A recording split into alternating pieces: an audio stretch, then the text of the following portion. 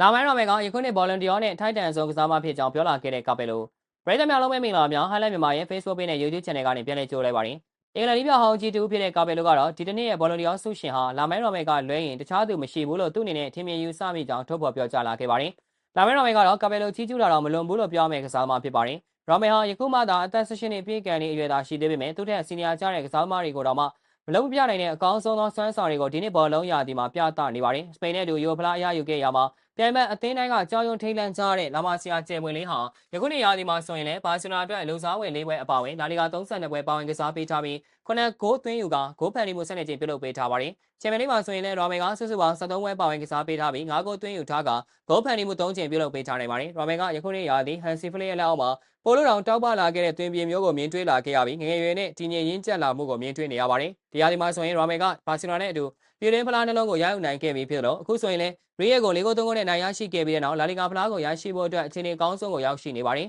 ။သူထက်အသက်ပိုကြီးတဲ့ကစားသမားတွေထက်တောင်မှပိုပြီးတာလွန်တဲ့ဒီလိုထူးခြားတဲ့စွမ်းဆောင်ရည်ကြောင့်ရာမယ်ကဘောလုံးတရားစုကိုရယူနိုင်လိမ့်မယ်လို့ထင်ကြေးပေးနေကြတာတွေလည်းအများကြီးရှိနေပါတယ်။ကာပယ်လိုကတော့ဒီရာသီမှာပြသခဲ့တဲ့ကစားသမားတွေရဲ့စွမ်းဆောင်ရည်ကိုသုံးသပ်ကြည့်လိုက်ရင်ရာမယ်ကသာဘောလုံးတရားစုနဲ့ထိုက်တန်ဆုံးကစားသမားဖြစ်တာမြင်တွေ့ရကြောင်းပြောကြားလာခဲ့ပါတယ်။သူတင်နဲ့လည်းဒီဆုအတွက်မဲပေးရွေးချယ်ရမယ်ဆိုရင်ရာမယ်ကိုသာနံပါတ်1နေရာမှာရွေးချယ်ပေးသွားမှာဖြစ်ကြောင်းလည်းကာပယ်လိုကပြောခဲ့ပါတယ်။ပရိသတ်များကရောဘယ်လိုများထင်မြင်ယူဆမိကြပါသလဲ။ရာမယ်ကကာပယ်လိုပြောသလိုဘလွန်ဂျော့ဆုနဲ့ထိုက်တန်ပါရဲ့လား။